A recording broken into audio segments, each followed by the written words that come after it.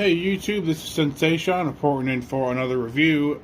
Today we're going to review kind of an older model. This is, as you can see, a Paragon 2 series from Broadway Limited. This is the ATSF 484 Northern, number 3751. Let's go ahead and jump into this review. So, I've already got the locomotive on the track, and it's already out of the box. You guys already know what's kind of in the box. You got the double 1 year warranty. You got the exploit diagrams of the locomotive and tender, and then you have the operating manual that Broadway Limited gives you for Paragon 2 series locomotives for steam, and then they also have one for diesel, and it's different and blah blah blah whatever. So let's go into the details of this locomotive here. We'll start off with the front here, which is pretty much accurate based off of the 3751 prototype. I just saw a few videos of it this morning to kind of get my bearings of this locomotive, to know what a locomotive looks like and all of that. This locomotive runs in California primarily. It ran with an excursion, I don't think too long ago, I think. It had two Santa Fe SDP 45s, I want to say, barn doors, I think. Anyway, and it had that train. As you guys know, I don't have the ATSF coaches, so it's going to pull a freight train when we do the run by. More about this locomotive. This locomotive was purchased used, so it's not brand new. It's not the latest and greatest, but I felt that the Paragon 2 one would be a nice little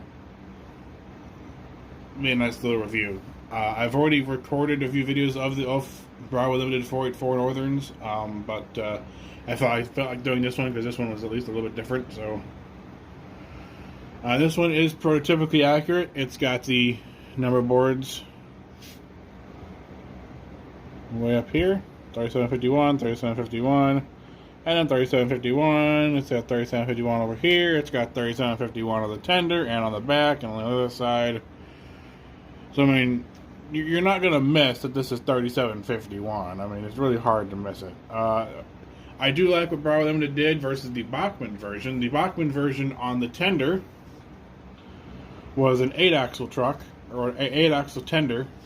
And on the Broadway Limited version is a 6-axle tender. The 8-axle tender was, I believe, used by the 5000s, by the 5000 class of the ATSF Northerns. The 6-axle was primarily used for the 3700 class of the ATSF Northerns. So that's a little bit of difference there. So Broadway Limited took the prototype of the 3700 class and did it with the 6-axle tenders, and did it with the 6-axle tenders versus the 8-axles, like Bachmann. I'm not saying Bachmann did it wrong. I'm just saying the Bachmann numbers are incorrect for the model.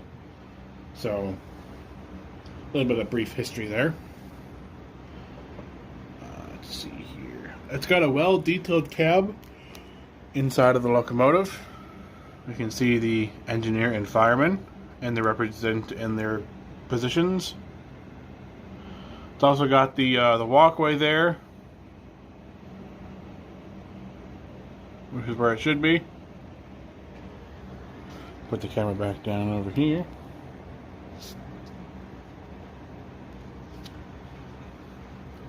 So, this locomotive is designed to go around 22-inch radius curves, if I can speak clearly. Oh yeah. Yes. Broadway Limited has been known to exaggerate the corners of their locomotives. It's like their T1 duplex. They say it can go around a 24. It really can only go around a 26. Their 484 Northerns, they say they can do a 22. However, you should probably do a 24 or 26. Honestly, I'd recommend doing, for any steam engines, I'd recommend going the biggest curve you can fit, the better, the better the locomotive is going to run. Now, that's going to change for every kind of locomotive. Diesels have a little bit more tolerance for what they can do. Steam engines don't like tight curves because, first of all, they have the drawbar that connects to the tender versus a coupler, and yeah, it's they don't like curves very well. I mean, tight curves at least.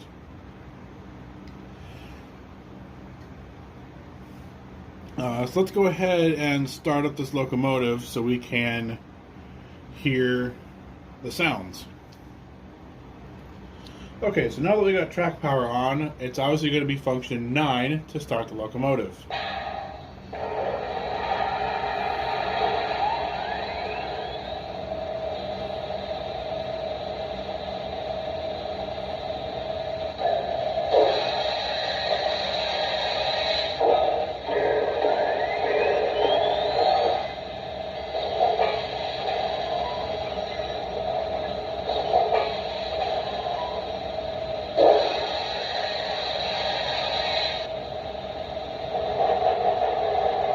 So the other thing you can see is the smoke unit started.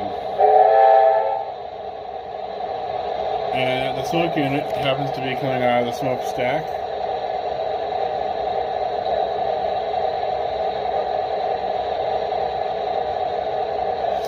I'm going to go ahead and turn that off just so it doesn't overheat.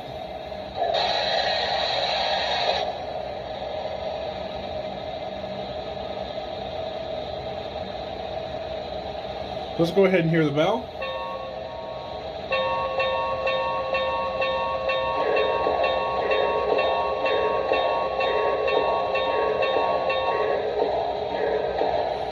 And the whistle.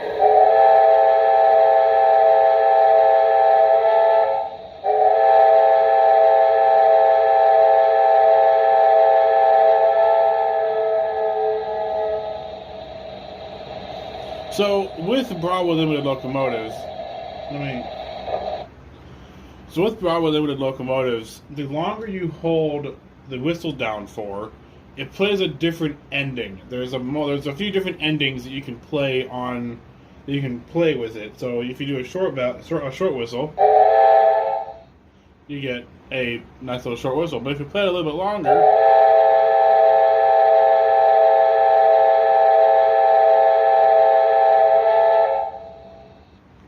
you can still sometimes get the short ending,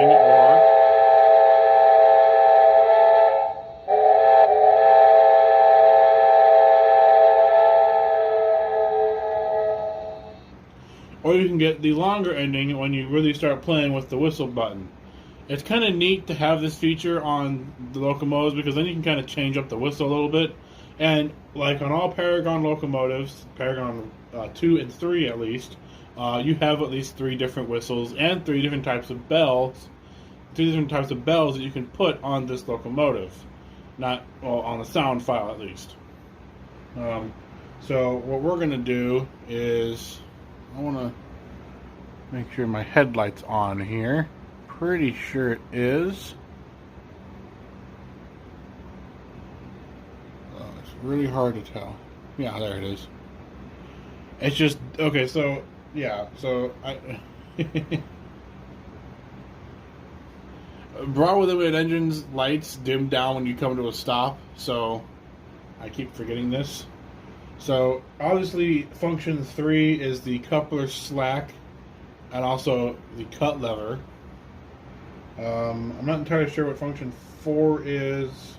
I know function 7 turns a smoke unit on and off. Right now it's off. Function 8 is obviously mute and unmute. Function 9 is start up and shut down, and function 0 is obviously the headlight. These are the main controls you're going to use for this locomotive. You're primarily going to use 9, 1, and 3, and probably 7 and 0.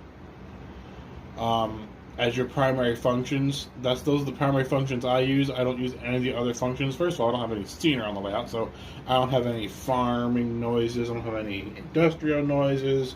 Don't have any passenger service background noises. Don't have any freight service noises that it needs to do. So it's just the locomotive. So once I get this locomotive down and what kind of service it's going to do, I'll know what sounds I need, and I'll be able to do that and very quickly. The other thing you want to do with Bravo Limited locomotives when you first get them is you want to put them on a rolling road, and just kind of let them just run for a bit. Just let them run at half throttle for a bit, and just let them go, just so they can go. I did it for this one, and this one still has developed a gear noise. It has a gear noise in it. So I'm going to have to, end up relubing it and doing all this, that, and the other. But anyway, let's go ahead and see what this locomotive can do for pulling wise. I've got a 40-car train that's going to get hooked up behind it. And once it's all hooked up and ready to go, I'll be sure and do a video. Okay, so now that we got this locomotive on the track, and the train is all good, ready to go, let's go ahead and pull her out of the station. We'll pull her out of the yard.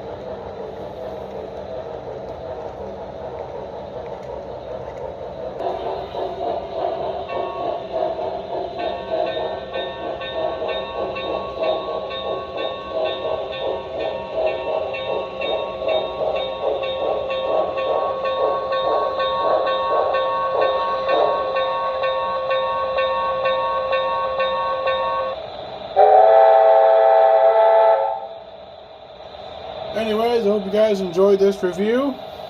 Until next time, This has been Sensation, and I'll see you later.